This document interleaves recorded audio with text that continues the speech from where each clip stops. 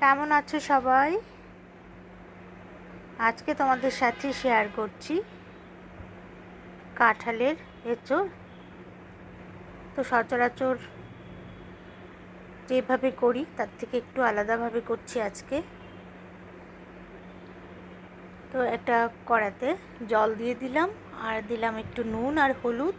আর কাঁঠালগুলো বাজার থেকে কেনা কাটা ছিল, ওগুলোকে পরিষ্কার করে নিয়েছি। খুব ভালো করে তো পরিষ্কার থাকে না, ওগুলোকে একটু বেছে নিয়েছি। তারপর এখন একটু গরম জলে ভাপিয়ে নেব। একদম পুরো সেদ্ধ করব না, সামান্য 2-3 মিনিট একটু ভাপিয়ে নিচ্ছি। তো এঁচোড় আর বেশি দিন খাওয়া যাবে না, প্রচণ্ড গরম পড়েছে, কাঁঠাল পাকার সময় হয়ে গেছে। তো সেই জন্যই আজকে কাঁঠালের এঁচোড় তোমাদের সাথে শেয়ার করছি। তো দেখো সেদ্ধ হয়ে গেছে যতটুকু করার আমার।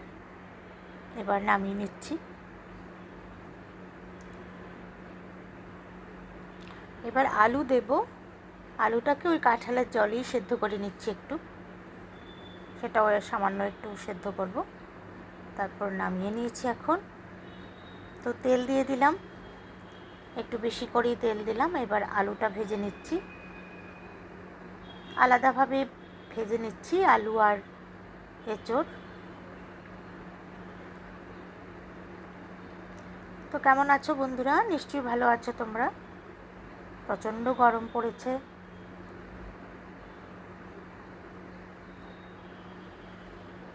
তো তোমরা সবাই কাঁঠালের এঁচোড় জানো কী করে রান্না করতে হয়, প্রত্যেকেই জানি আমরা, এটা কোনো নতুন রান্না নয়। তবে আমি কি করে করলাম সেটাই তোমাদের সাথে শেয়ার করছি বন্ধুরা। এবার হয়ে গেল আলুটা ভাজা, এখন এঁচোড়গুলো দিয়ে দিলাম, একটু নুন হলুদ দিয়ে ভেজে নেব।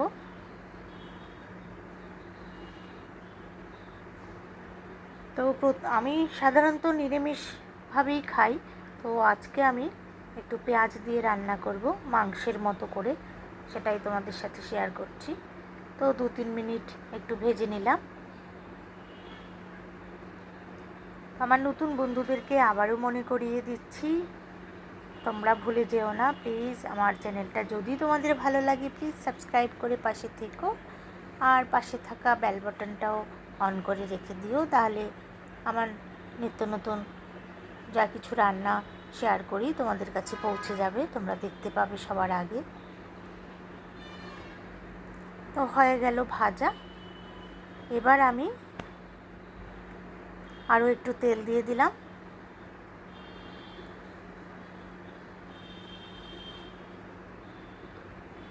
দেখো সুন্দর করে ভাজা করে রেখেছি। এবার মশলা সব রেডি করে রেখেছি। এখানে পেঁয়াজ রসুন থেতো করে রেখেছি, তেজপাতা, লঙ্কা বাটা, আদা বাটা, জিরে, ধনে গুঁড়ো আর একটু কাশ্মীরি লঙ্কার গুঁড়ো সব রেডি আছে। এখন রান্নাটা বসিয়ে দিচ্ছি। তেল গরম হয়ে গেছে, এখন ফোড়নে দিয়ে দিলাম তেজপাতা আর একটু গোটা গরম মশলা দেব, এলাচ আর দারচিনি। এলাচটাকে একটু ফাটিয়ে নিয়েছি মাঝখান থেকে। গোটা মশলাগুলো একটু ভাজা হয়ে গেছে, একটু সুন্দর একটা গন্ধও বেরিয়েছে। তো এখন আমি দিয়ে দিচ্ছি পেঁয়াজ কুচোনো। এখানে 2টো পেঁয়াজ আমি দিয়েছি।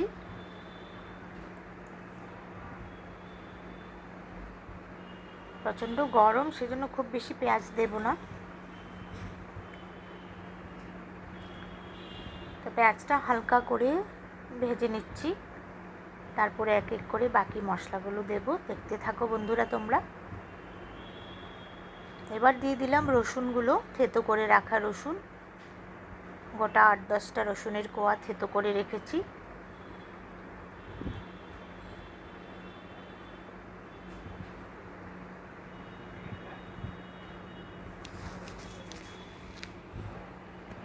এবার দিয়ে দিলাম পরিমাণ মতো কাঁচা লঙ্কা বাটা।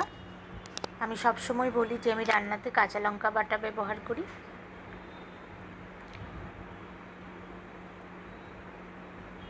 আর দিয়ে দিলাম আদা, কাঁচা লঙ্কা বাটা এখানে 2 টেবিল চামচ আছে, আদা বাটা আছে 1 চামচ, 1 টেবিল চামচ। এবার 1 টেবিল চামচ থেকে একটু বেশি।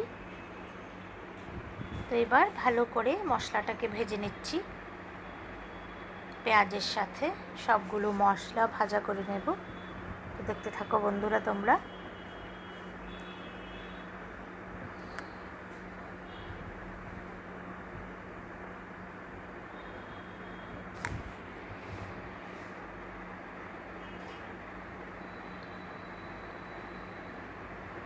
এবার দিয়ে দিলাম ধনে গুঁড়ো, জিরে গুঁড়ো, আর দিয়ে দিলাম কাশ্মীরি লঙ্কা গুঁড়ো। সবগুলোই পরিমাণ মতো দিয়েছি। 1 চামচ দিয়েছি জিরে গুঁড়ো, 1 চামচ ধনে গুঁড়ো, তবে টেবিল চামচের করে মেপে দিয়েছি, আর একটু কাশ্মীরি লঙ্কার গুঁড়ো। এবার সবগুলো একসাথে মিশিয়ে খুব ভালো করে ভাজা করে নিচ্ছি। যেহেতু মাংসের প্রিপারেশনে রান্না করছি, সেজন্য সব মাংসতে আমরা যা যা মশলা ব্যবহার করি তাই দিলাম। একটু গ্যাসের তাপ কমিয়ে সুন্দর করে ভাজা করে নিচ্ছি।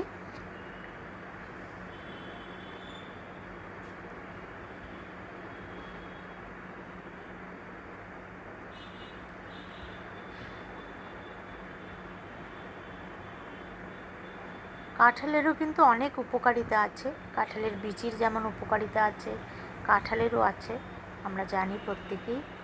তো কাঁঠাল খাওয়া ভালো, তবে হালকা করে রান্না করলেই ভালো। যাই হোক, আমি আজকে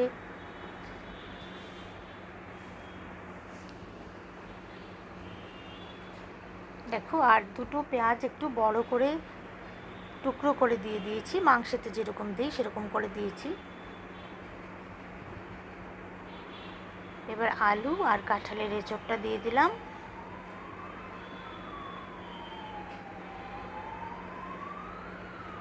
এবার মশলার সাথে আরও একটু ভেজে নিচ্ছি। দিয়ে দিলাম নুন। নুনটা একটু দেখে দিতে হবে, ভাজার সময় দিয়েছিলাম, এবার আরও একটু দিয়ে দিলাম।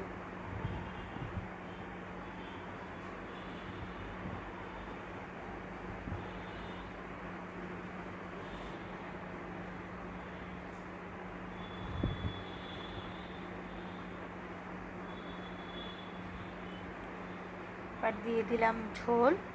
এখন ফুটতে শুরু করে দিল। তো খুব বেশি সেদ্ধ হবে না। এবার দিয়ে দিলাম গরম মশলার গুঁড়ো,